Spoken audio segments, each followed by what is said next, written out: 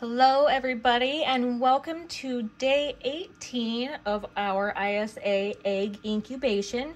So right now the embryo or baby chicken should be in the process of absorbing the yolk into its stomach. Oh, look at it.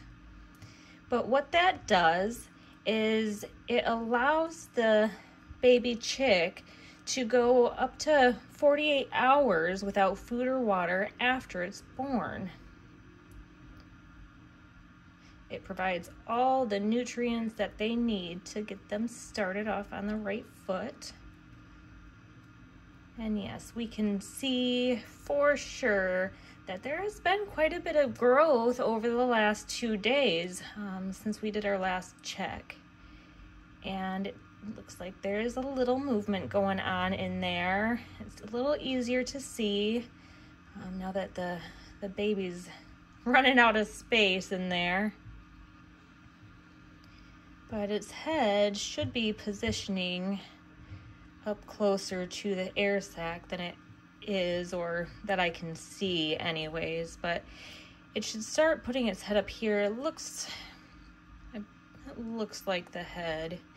So it looks like it's starting to come up here where it needs to be, but it should start pointing its beak up towards the air sac, because what happens is that will be their actual first breath of air. So they will break through this little air sac first, get their first breath of air, and then they'll use the egg tooth at the tip of their beak to start cracking through the shell. It's so neat. It really is such a cool process, and I enjoy sharing this experience with you guys, and I hope you enjoy it as well, and I hope you've learned some stuff along the way. I think it's pretty fun. So since this is day 18, the eggs will now be on what I call a lockdown. And sorry, I'm get distracted looking. So this little, actually I can probably take this out now, because the incubator will stop rotating. On day 18, it stops rotating altogether because the babies are working on getting into position for hatching, and rotating them or just disrupting them too much can, kind of hinder them as far as their development and preparing to enter into this world.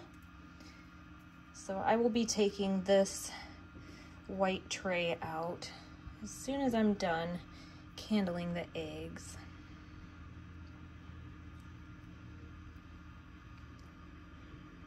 But it's kind of neat that our incubator, we're using the Nurture Right 360, but it's a really cool system, and I've really appreciated how it's set up so far, because it keeps track of the days.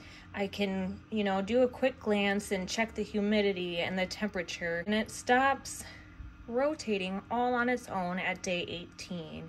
That way I don't have to worry about messing with a bunch of buttons.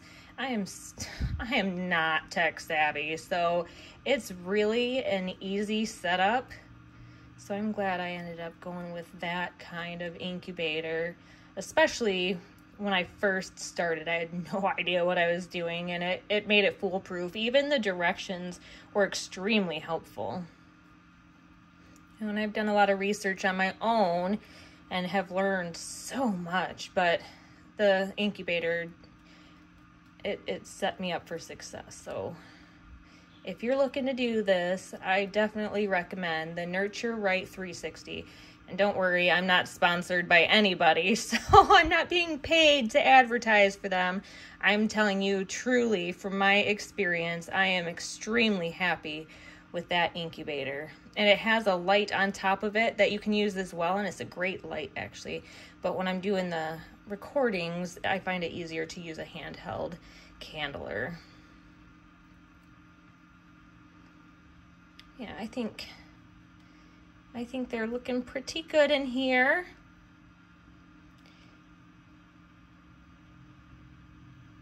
So that makes me happy. And it's depending on the speed and rate at which the embryos or baby chicks are developing, I should be able to start hearing the chickens chirp from inside the egg, and that is the coolest thing.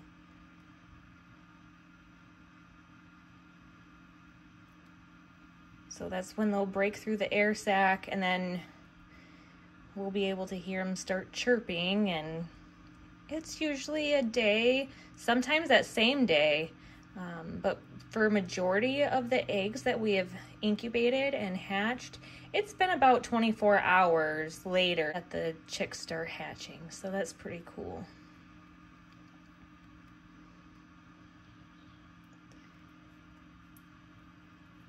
So you can see that the baby's curled up in a really tight ball.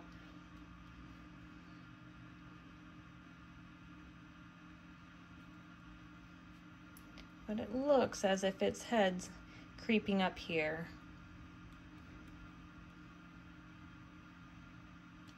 Neither of them really look like their beaks are pointing towards the air sac yet though, so you know, it might be day 21, maybe day 22 that they hatch.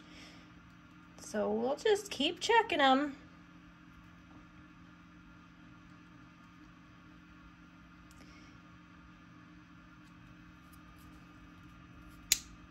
Okay, let me move this right now before I forget.